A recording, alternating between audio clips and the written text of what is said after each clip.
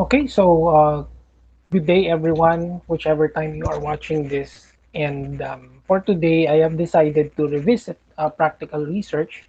And for those who are already following the channel, you know that I already have an entire discussion for practical research one, the entire course. So I simplified it, summarized it, gave tips, ideas on how to uh, pursue the entire subject.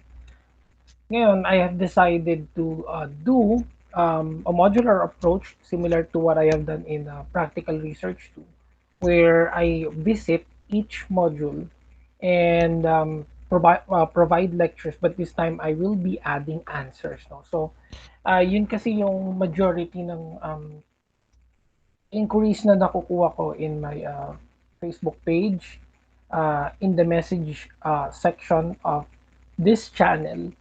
So, might as well give you ideas on how you would answer the module. So, let's start first with Practical Research 1, Q1 Module 1. Now, there might be some changes in what module you are using. So baka iba yung ginagamit ninyo, depende sa school where you are located in. But overall, or generally, we will be having the same topic kasi lahat ng modules no, are subjected under the MELCS guidelines. So yung most essential learning competencies na tinatawag natin. So more or less, regardless of iba man yung makikita ninyong image dito, or iba yung graphics, yung whoever made the module, whether it's a private institution or DepEd or kung ano man yan, we should be on the same track. So if you have the same module, then good for you. My answers here will serve as your guide on how to finish the entire course. So ito, self-learning module for Practical Research 1, Q1 Module 1. So let's go ahead and check all of the parts. So you can see that this is not for sale, government property, and first edition as of February 2020. Okay.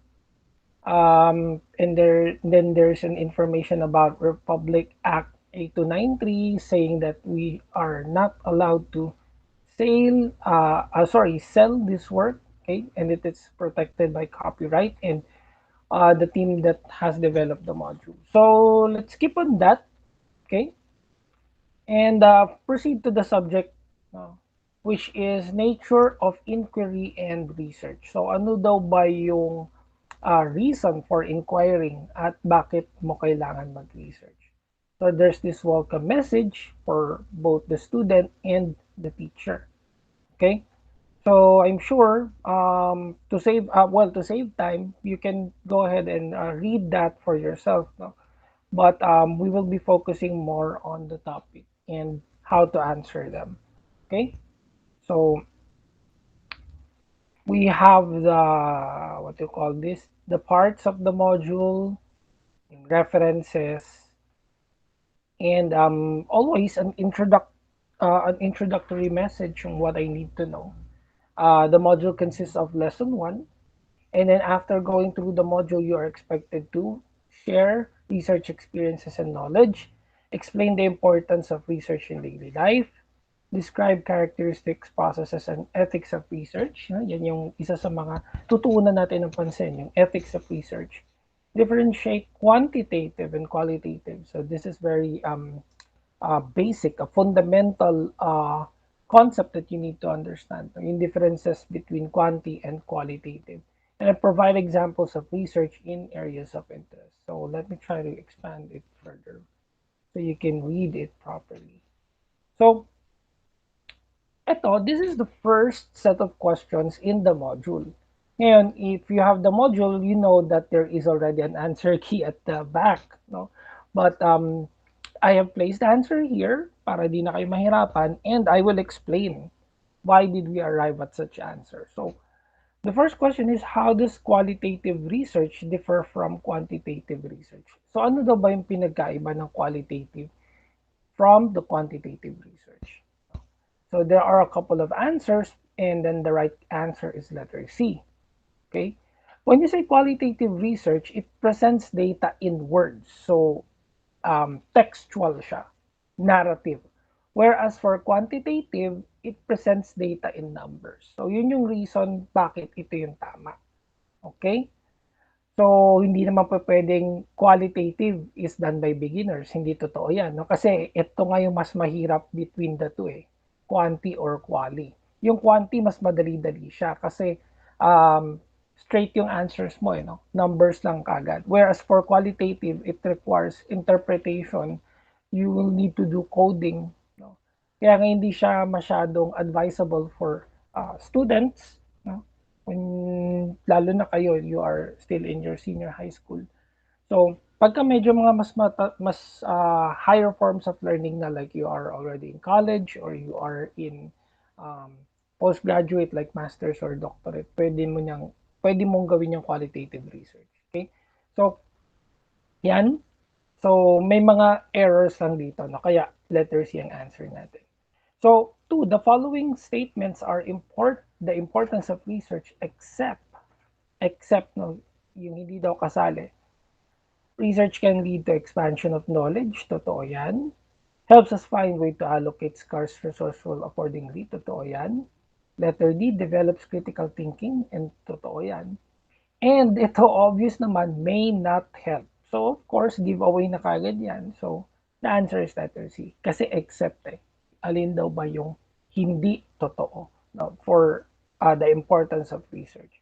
Number three, a researcher studies one gifted student in order to better understand how this student's school day differs from that of more typical students. So, parang ang situation dito is may pinag-aaralan tayong subject which is a student. This is a qualitative study because of the following reasons except. So, lahat daw na nakalagay dito are reasons why it is qualitative. No? So isa-isay natin, aims to investigate existing situations, so that's true. Aims to provide solution to the problem, yes. To explore or analyze more certain issues, that's true.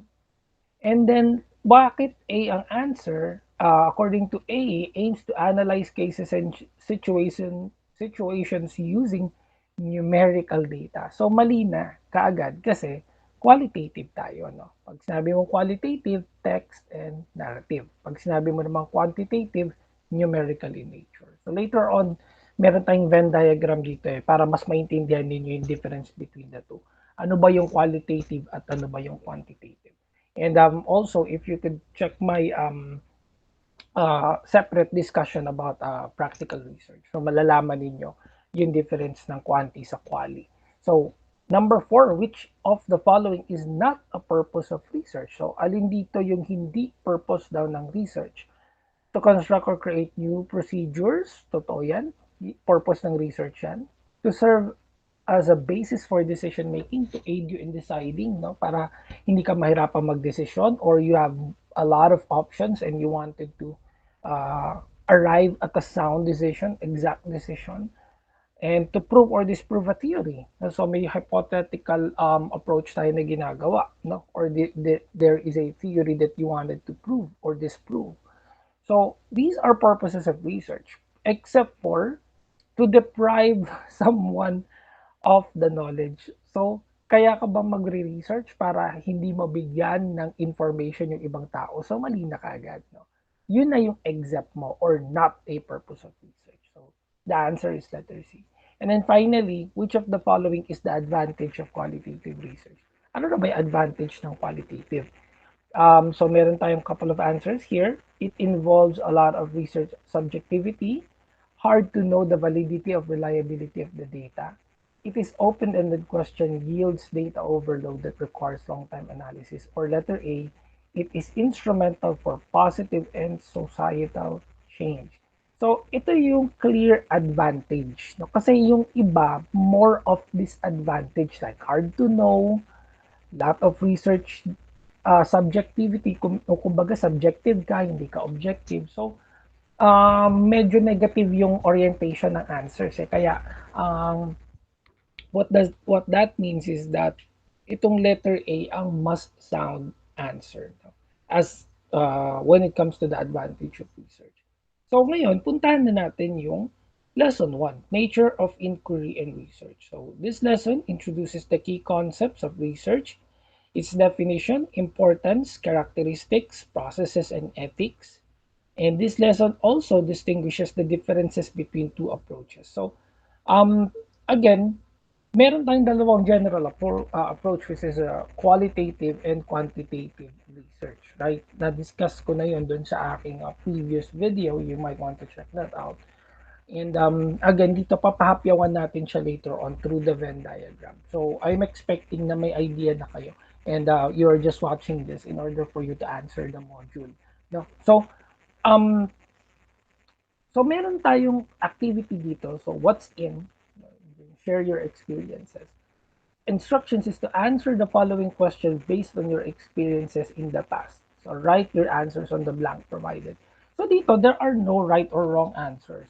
Just set your expectations early on. No? Kasi yung iba nag-hesitate sila, baka mali yung sinulat nila. No? Pwede sigurong hindi siya super related or 100% related, but it does not mean that you are incorrect. No? Kasi these are your experiences. No? Ikaw yun eh. Experience mo siya. So, who am I to say na mali yung experience mo? And paano ko malalaman or how can I validate whether your experience is true or not? So, dito, just have the confidence on answering it, pero magbibigay ako sa inyo ng examples ng mga sagot ko, and I have highlighted them in blue. So, the first question is, have you experienced asking questions to search for answers? So, this is very basic. No? Lahat naman tayo nagtatanong eh, no? We are all looking for answers every day. And sa lahat ng ginagawa natin, nagtatanong tayo, we ask our friends, we ask our relatives, so on and so forth. And what questions did you ask them about? So, dito, sinabi ko lang na I just narrated my own experience. Yes, we humans ask questions all the time. We ask our family, friends, or even go to the internet to search for questions. So, yan yung ginagawa natin. Just like you right now, you are watching this because you have questions and you wanted answers.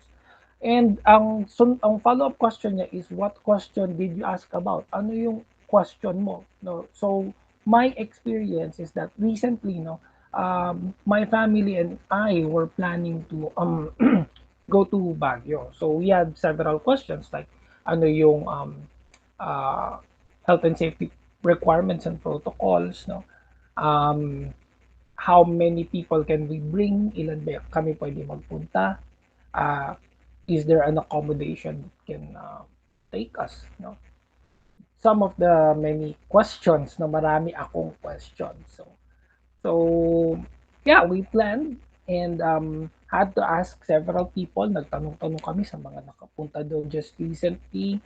Searched for the internet guidelines, policies, and others to prepare for the trip. So, lahat ng ginawa natin, it is a form of a research. No, tandaan ninyo, ang topic natin, nature of inquiry. So, yung nature ng pagtatanong.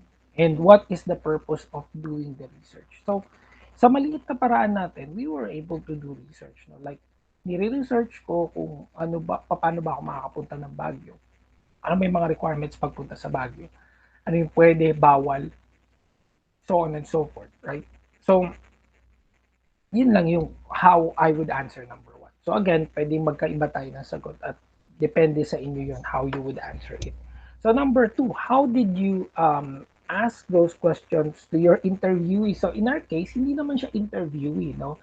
It's just merely me gathering information. So kung nakapag-interview na kayo, then good, no? Pero dun sa number one answer ko kasi, I'm not interviewing. I'm just asking questions, no? For the sake of getting information. So, I've used the internet and social media in order to ask those questions. So, how ang tanong kasi, ano daw yung process? So, ang ginawa ko, nagtanong ako sa social media, no? And ask them the questions.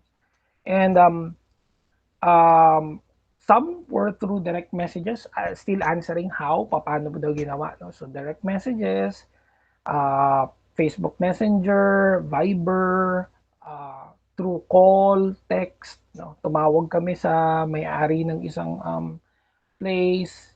No?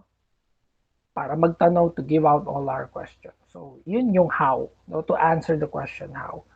Number three, based on your experience, how did you feel after getting the answers you have been seeking for? So, ano daw yung naramdaman natin after getting the answers?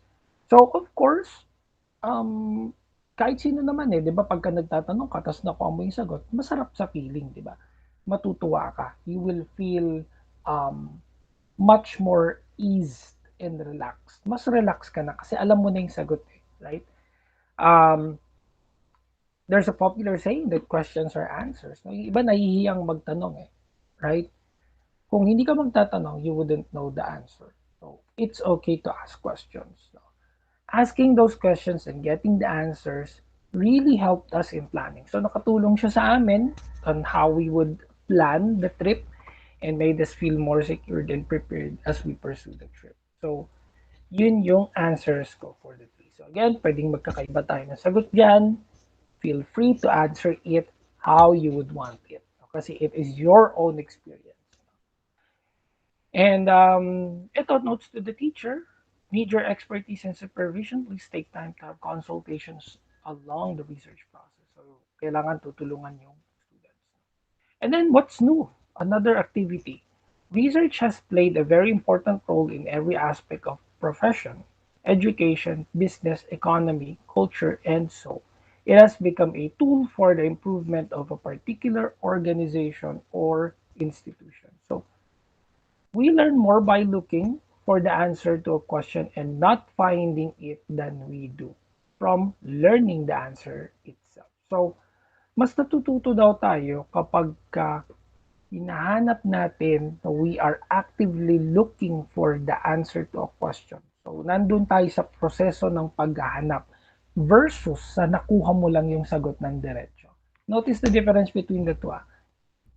By looking for the answer. So, this is present progressive and this is a verb, naghahanap ka.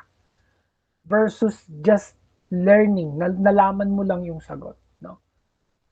So, what does the author mean about the statement? Okay? So, for me, what the statement meant is that mas mahalaga yung experience of finding, na yung experience mo sa paghahanap ng sagot versus doon sa nakuha mo na kagad yung sagot. Kasi there are things that you will learn in finding the answers versus just getting the answer right away. Kung ka parang ano yan eh, um, meron kang quiz, kinuha mo lang kagad yung answer, hindi mo naintindihan yung proseso. So in the end, yes, nasagutan mo siya, pero natutunan mo ba? Hindi mo siya natutunan. So sinong talo? Ikaw.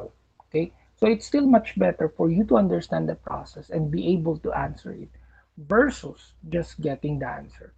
So ganun yun, ano? When we search for the questions ourselves, we get immersed. So merong immersion na nangyayari. Nalalagay ka dun sa mismong situation. No, ikaw yun mismo actively na naghahanap. Mas marami kang alam na sagot. Okay?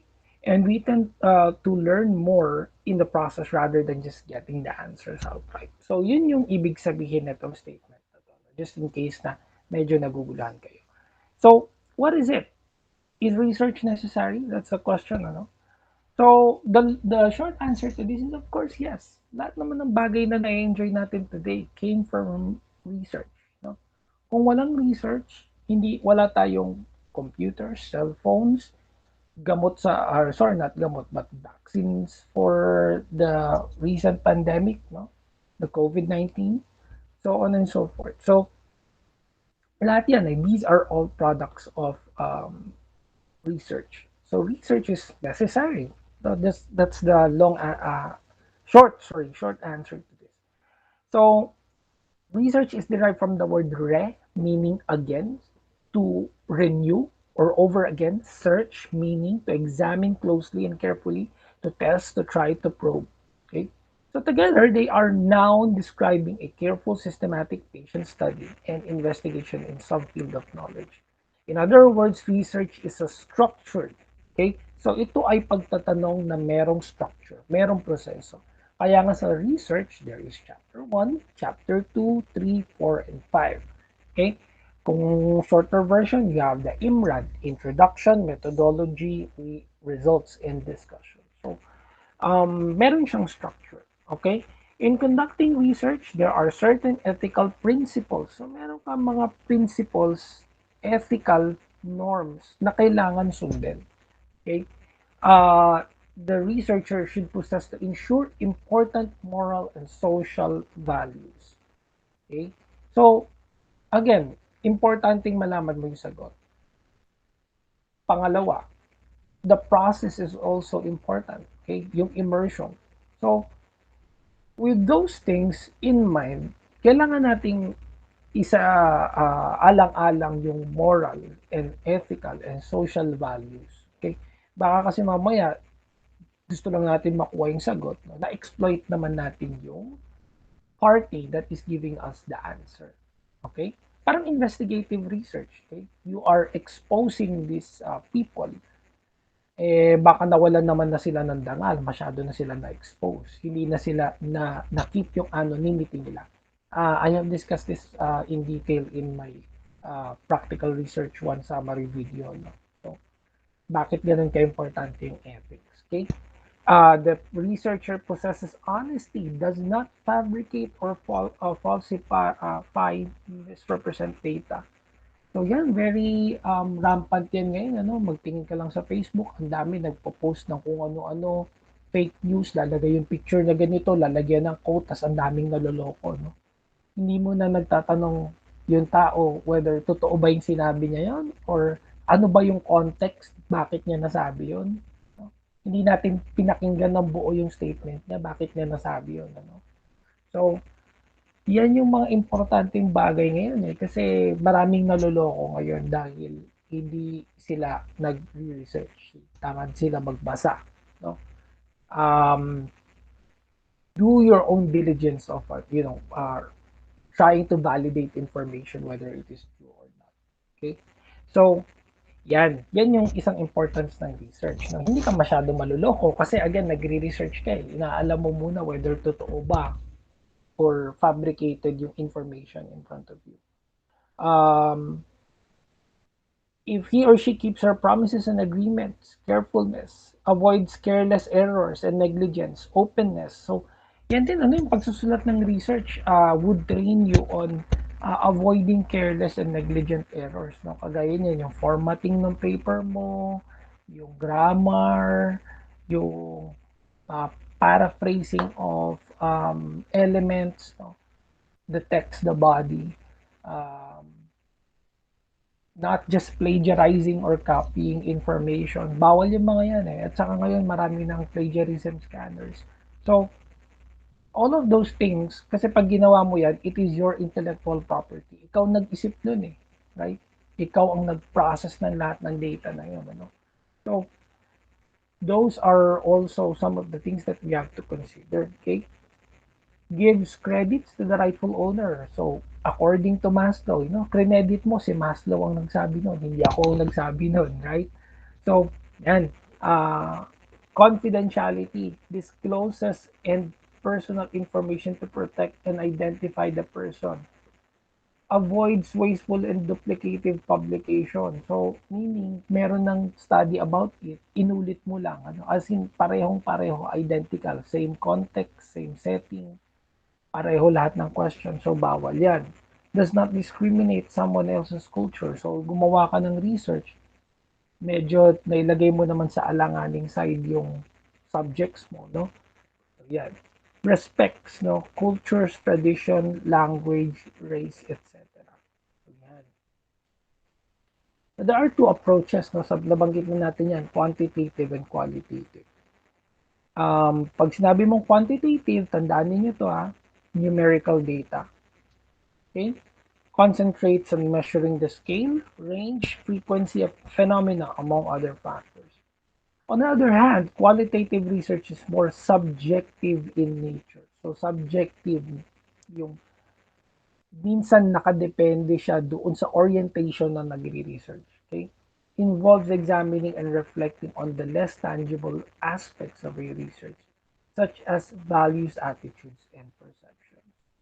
So, ngayon, we have another activity which is a Venn diagram. So, kung nag-aral ka ng statistics, alam mo kung ano yung Venn diagram. So, you have two circles that would overlap with one another. So there's portion A, there's portion B, and then yung overlapping part nila would be something that is common between the two. So meron tayong two parts na yung quantitative at saka yung qualitative daw. Okay? So ano ba yung quantitative? So based dun sa mga sinabi dito, if you would notice yung mga nilagay ko dito, at strictly from here, pwede mo namang i-research yan online. Type mo quantitative versus qualitative research. Marami kang makikitang answers dyan. But just to sum it up, no, ano ba yung quantitative? Again, based on numbers. Kaya nga quantify, no, quantitative. Questionnaires and surveys are used. So ginagamit pagka quantitative, surveys, questionnaire, okay? Mas malaki yung sample. Ano yung ibig sabihin ng sample? Ito yung number ng tao na sasagot. Okay? Bakit? Kasi quantitative siya eh. No? For example, meron kang 10,000 people. So anong gagawin mo doon? Isa-sample mo yung 10,000. Kukuha ka ng sample from the 10,000. So let's say ang lumabas ay 270 based from your computation. So yung 270 represents 10,000 people. Okay? Just like, again, explanation ko. Para malaman mo whether may sakit yung tao, what do? You get a blood sample. Hindi mo naman kailangan tanggalin lahat ng dugo doon sa katawan ng tao para malaman mo kung may sakit siya. Just going to get a portion of the blood. Tapos that is enough already to say na may sakit yung tao or wala siyang sakit. Okay? So, larger sample, pagka-quantitative. Mostly close-ended questions. Kasi questionnaire nga, no, nakakahon siya, tapos meron pang scale, Likert scale. So, magtitik lang sila doon, magbibinog, o di kaya isi-shade, so on and so forth. Yun yung quantitative research. Pag sinabi mo naman qualitative, again, subjective yan, ano, opinions and experience based. So, madalas, ang qualitative research ay interview. No, to, para kang nanonood ng documentary, investigative journalism. So, tinatanong yung tao. Tapos, minsan parang nakatago siya sa shadows o di kaya yung boses niya parang binabago, no? Minomorph yung boses para hindi maitago na nakalagay. Itago natin siya sa pangalang Jason, pero hindi pala yun yung totoo niyang pangalan. Qualitative research yun, ano?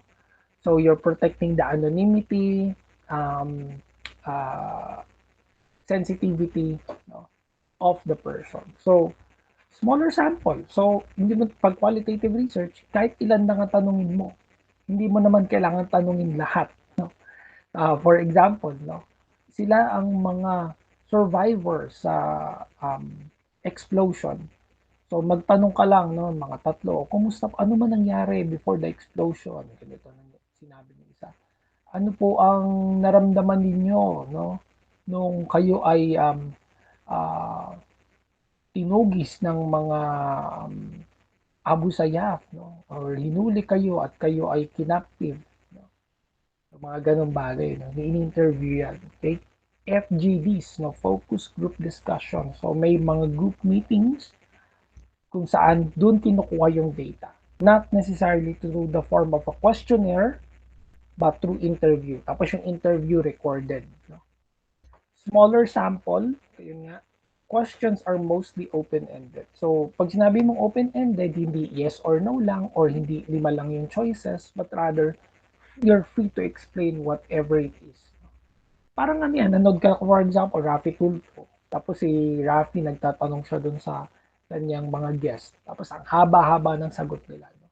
Open-ended question yun. No? Bahala ka kung anong gusto mong sabihin. And then from there, inaalam natin kung, kumbaga, from there, nagja-judge tayo. Okay? So, yun naman yung qualitative. Ngayon, these two, when they meet together, meron tayong tinatawag na mixed method. So, meaning may portion ng research mo na quantitative at meron din qualitative. At may mga ganyan, ano, mixed methods of research. So, ano yung common between the two? Yun na yung portions na nag-overlap. Kasi ang tanong sa atin, what are the similarities and the differences? So, yung nakalagay dito, ito yung differences. Pero yung nasa gitna, ito yung similar. Ito yung pareho between the two. So, ano yung pareho sa kanila? Pareho silang research. Right? Basic na yan, ano? So, but they rely on theoretical framework. So, lahat yan merong theories. Okay? Sa part yan ng chapter 1, theoretical framework of the study. So, you will put theories, okay, supporting your claim. So, they are both, whether qualitative or quanti, kailangan mo ng theoretical framework. Ano pa, they are both referring to data collection. So, kailangan mo pa rin kumuha ng data. And pagka nagsama yung dalawa, it's what we call mixed method. So, ito yung Venn diagram natin about quantitative and qualitative research. So, I hope naintindihan ninyo. And these are the examples of that. Again, pwede ninyo yung i-modify. Hindi naman yung kailangan i-copy and word per word. So, pwede ninyo siyang i-alter. Okay? And basta nandun yung thought. So from there, you would have to put a rubric for your activity. So ikaw, nasa sayo kung how would you judge your work, no? Or maybe the teacher can put points on the rubric, no? The teacher can grade yung ginawa mong Venn diagram kung ilang score ang ibibigay niya.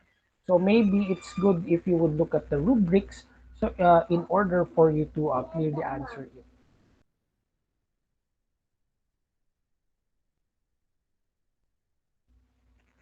Okay, so now we go to activity 1.2 and what I have learned. So tell me what you've got.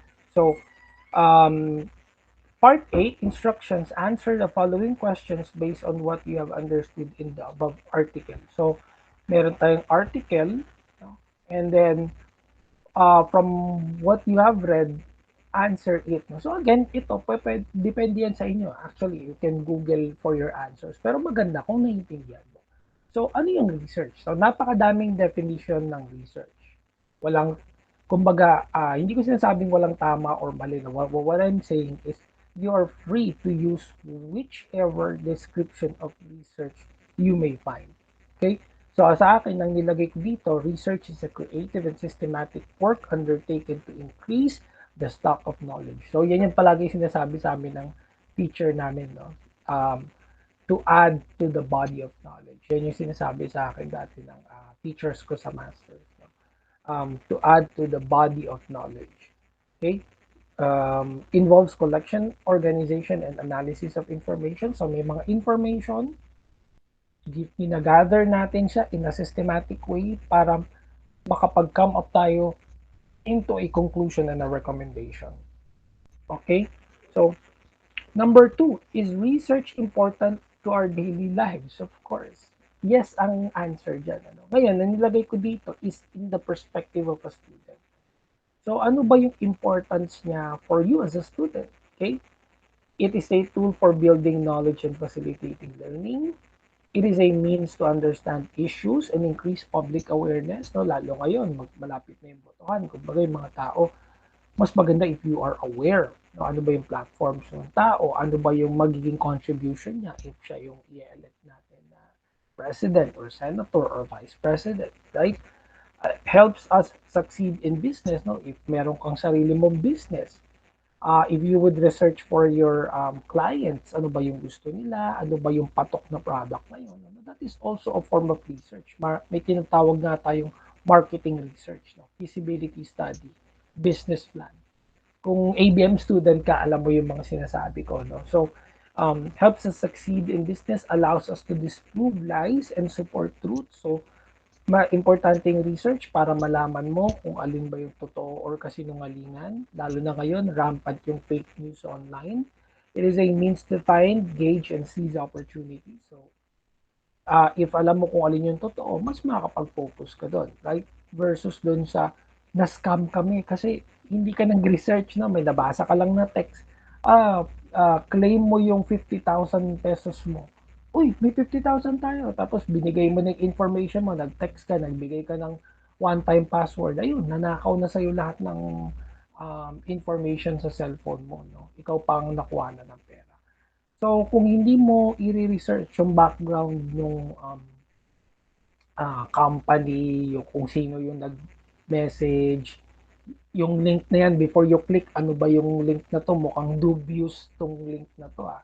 You ask persons, no? Asking question, patanong ka sa IT expert. Sa tingin mo, itong link na to ayoko kasing i-click baka mamaya ma-hack yung account ko di kaya ma-direct ako sa mga iba't ibang mga sites no. So yan. Um, Promotes love and confidence in reading, writing, analyzing, and sharing valuable information. So sa research, very important yung reading. Kailangan nyo talagang magbasa kasi you're researching it. No? Paulit-ulit ko yung sinasabi na hindi nyo dapat katamaran yung pagbabasa when you are engaged in research. So, number three, based on your own understanding, how does research affect the lives of every individual? So, ano ba yung epekto niya sa buhay ng mga tao? How does it affect our society? So, maraming answers dyan. Ano, you can write an entire essay answering this. Pero ako, sinimplihan ko na lang siya.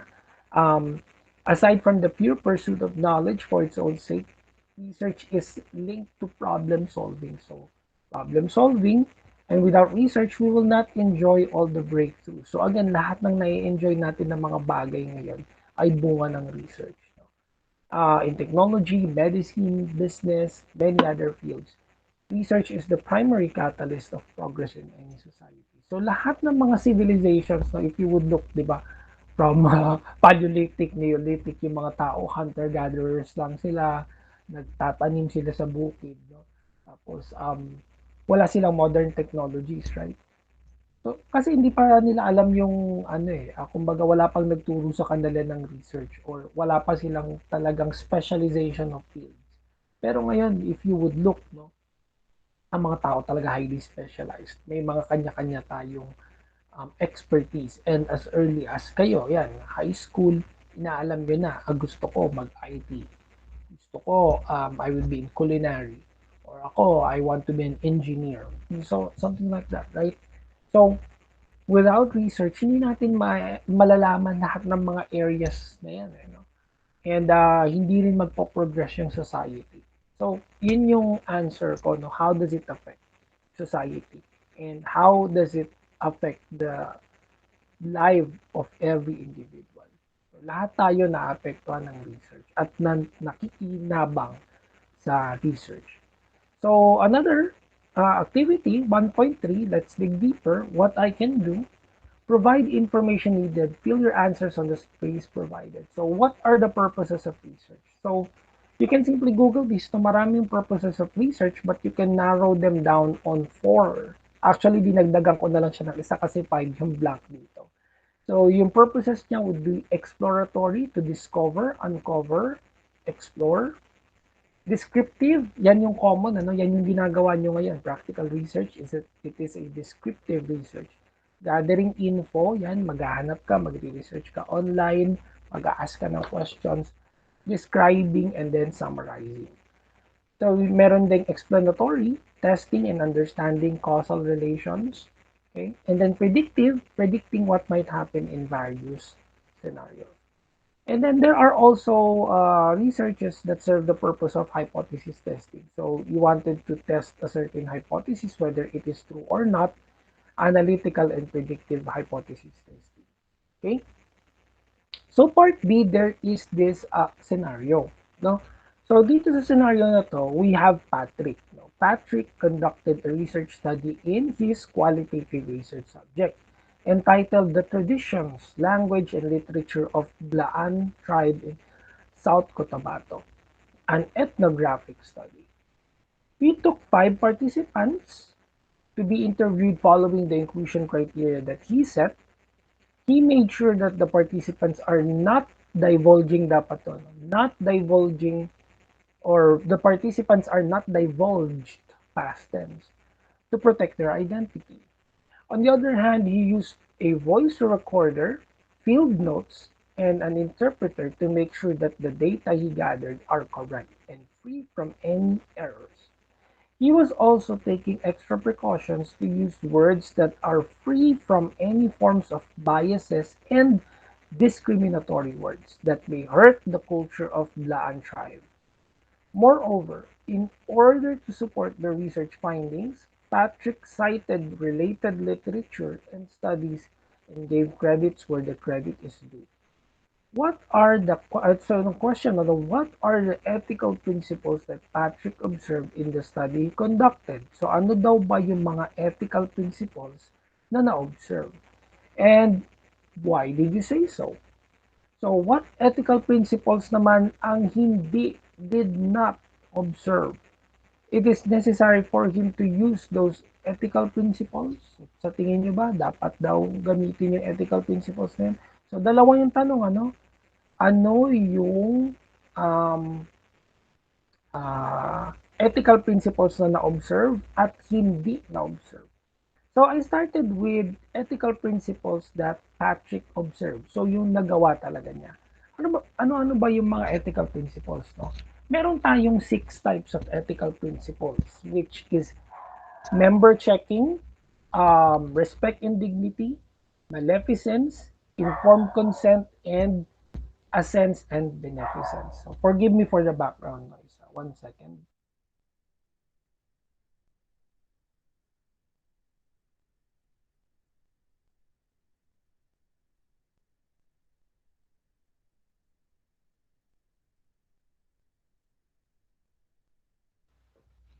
Okay, so member checking, dito sa part na to, no, he clearly determined the number of participants. So, itong ethical consideration na member checking, no, knowing kung ilan ba talaga yung sasagot, sino-sino yung mga yun, ano, sa normal research nga, meron tayong tinatawag na description of the respondents. Okay? So, dito, sinabi niya, 5 participants are to be interviewed. So, member checking yun. No? Clearly determining the number of participants before executing the research activity. So, next, respect and dignity. Now, this is also another ethical principle. So, ano yung respect and dignity? Paano niya na-hit yun? Dito sa not divulging, protecting the identity, careful choice of words, and giving credit. So, ito yung mga elements ng respect and dignity. So, um, hindi niya dinivulge. Ibig sabihin, hindi niya nilantad yung identity ng mga tao, no? Protected their identity. Okay? Yung mga words na ginamit niya, maingat na maingat siya. Okay? Um, giving credit. Okay? Minsan yan kasi yung problem, yung inako mo na, hindi ako nakadiscover yan. No? Gave credit where the credit is due. Sinabi niya kung sino talaga. Ay hindi, ang nakadiscover po niyan ay si Pedro. No? At yun yung sinabi niya. And ito yung aking interpretation. So ganun dapat, ano, giving credit where credit is due. So, next is maleficence. So, ano yung maleficence, no? When you say maleficence, it is the pulse of harm. And again, we're talking of ethics, no? Kailangan hindi mo ma-harm, ma-hurt yung iyong respondent. So, sa papaanong paraan na observe yung ethical consideration of maleficence. So, dito, meron sinabi na careful choice of words. So, wala namang nabanggit dito sa example natin ng any instance that will probably hurt physically, no, the respondents. Ang sinabi lang ay may hurt the culture. So, gumamit siya ng mga words na hindi makakasakit, makakadiscriminate sa kanila. So, that is also a form of harm and hurt. No? So, dito natin siya nilagay sa maleficence. And it was observed. Nag-ingat siya, precautions on the wordings, para hindi niya ma-hurt yung bland right. So far, meron siyang 3 ethical principles na na-observe. Ngayon, ano naman yung sa tingin ko, no, in my judgment, based from reading this, again, baka there might be some changes, baka may kulang lang dito sa binasa ko, or there might be something wrong in my judgment, no? Baka meron akong kulang. Pero this is how I have understood and read what was given. And ito sa tingin ko, yung ilan sa mga ethical principles na hindi na-include doon sa ating given. So ano ba yon? Number 1, informed consent. Pag sinabi mong informed consent, okay, ito yung tumutukoy sa medical status of a person. Okay? Dapat siya ay na-communicate. No? For example, health declaration. Wala namang nasabi dito na ginawa siya, di ba? Dito sa given natin. Walang nabanggit na merong informed consent procedure na ginawa. Meaning, chinek ba muna baka sila ay may symptoms like coughing o di kaya may colds, may flu. Lalo na sa panahon na ngayon, very important yan. Everywhere you will go, you will be asked and answer certain forms, not to check in, to declare whether na-expose ka ba, patingin ng vaccination card, something like that. Okay? So, hindi siya nabanggit dito. So, hindi natin alam whether there was informed consent. Ginawa ba siya? Chinek ba muna yung medical status ng mga tao? Or baka mamaya, no? They might, baka mamaya, research to about medicine, hindi natin alam. No? Hindi naman nabanggit. No? Pero parang culture, no? Study of culture of Blaan tribe. So, we need to make sure that there is informed consent. So, dapat merong forms of communicating, no, the safety in terms of the health of everybody involved. Okay? So after all, pumupunta ka sa isang territory na hindi mo alam, kailangan makipag-coordinate ka muna sa proper authorities. Ano yun? You coordinate with the barangay, you coordinate with the tourism office, you coordinate with yung local government unit, no? Hindi ko alam kung ginawa ba yun kasi wala namang nabanggit dito eh. Okay? Basta pumunta lang siya sa Blaan tribe. Eh itong mga indigenous tribes na ito, very important yan. Ano? Hindi ka basta-basta pwedeng magpunta sa mga ganyang lugar na wala kang nasa-secure na permit. Tatandaan nyo yan. Ha? Lalo na sa panahon ngayon. Hindi pwedeng basta pumunta ka sa, let's say, um, sa Ifugao. No? Pinuntahan mo sila doon, binidyohan mo, and then you shared it in social media. Bawal yun. No, there are laws about that. So you have to protect the identity of these people. Di ba nga si Nas, no, with Wang Od, nagkaroon sila ng malaking issue and shut down yung kanilang program together. Okay? Kasi very protective ang mga tao, governments, societies with its indigenous tribe. So, dito, hindi siya nabanggit. So, yun yung sa tingin ko ay kulang, no, in terms of ethical principle. Another is assent. So, ano yung assent? Ito na yung sinasabi nating approval. No? Nanghingi ka ba ng approval? Wala rin nabanggit. Yung nabanggit ko kanina na nagpaalam ka ba sa barangay, nagpaalam ka sa tourism office, sa LGU, nag-secure ka ng permit, so on and so forth. So, wala. Hindi nabanggit. And then the ethical principle of beneficence.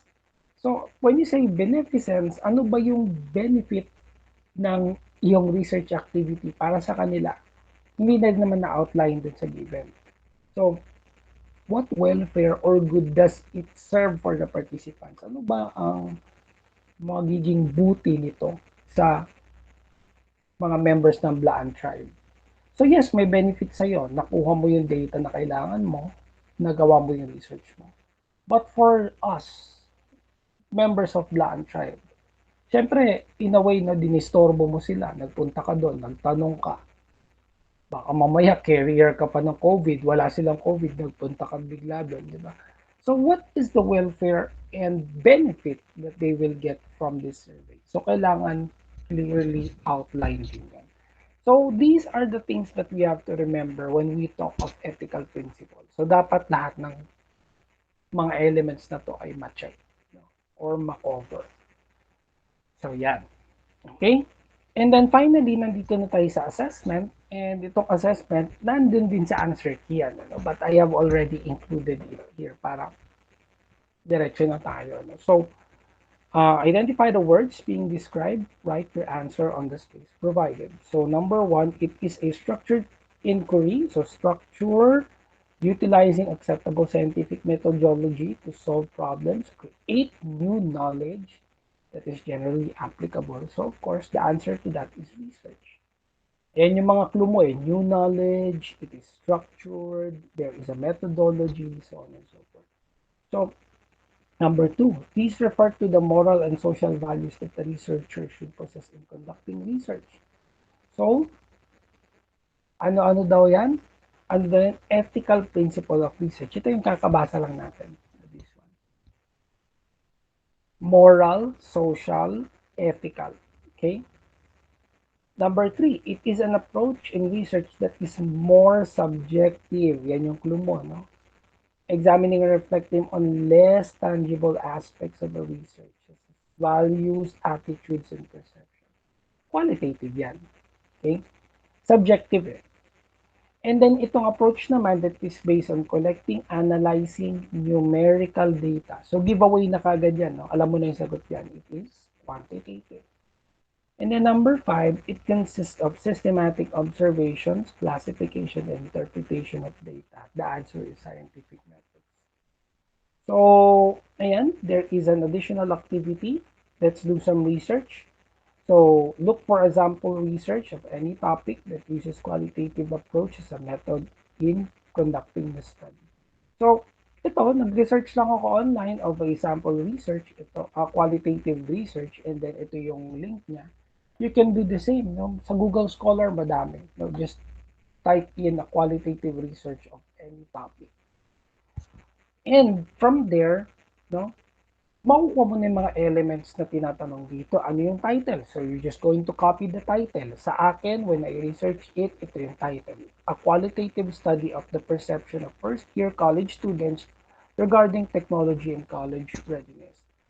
So, who are the authors? So, yung authors, nakalagay naman yun sa paper. So, you just copy. In my case, it's Trent Anthony Grundmeyer. And then the next is what are the research questions used by the researchers? So makikita mo yan sa chapter 1, statement of the problem or the research question. So you just have to copy it. So kinapi ko lang din dito.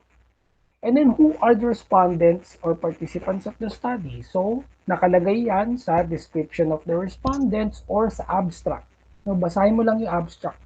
Malalaman mo kung sino yung mga nagsagot ng study niya. And then what are the findings and conclusions and implications of the study. So ito na yung nasa chapter 5 or kung sa IMRAD results and discussions. Excuse me. So you're just going to copy that. Now, ano ba yung mga resulta and conclusions and recommendations. So yan, bali itong activity na to is a gauge for you to know paano bang maghanap ng research online, which is yun nga, pwede mong gawin through Google Scholar. And himay-himayin yung parts. No? So you have the title, who is the author, what are the SOPs or statement of the problem, and then what are the conclusions and recommendations. So ito yung answer key din sa what I know and assessment. Okay. So yan, we're done with practical research 1. So I hope na intindihan ninyo itong practical research 1 and the answer. So sana nakatulong in answering your modules. Now, for more videos like this, no, you can check my playlist kasi medyo marami lang laman yung channel ko na toys. That's one of my passions. But you can also uh, check the playlist para hindi ka mahirapan. Look in the playlist, I have ABM senior high school modules, business subjects, research. So just go to research and you will see all of the content I have there for practical research 1 and practical research 2. So again, with that, I hope I have been of help to you in answering your module. And see you on my next video on Practical Research 1, Module 2. I will be publishing that soon. Stay safe and God bless everyone.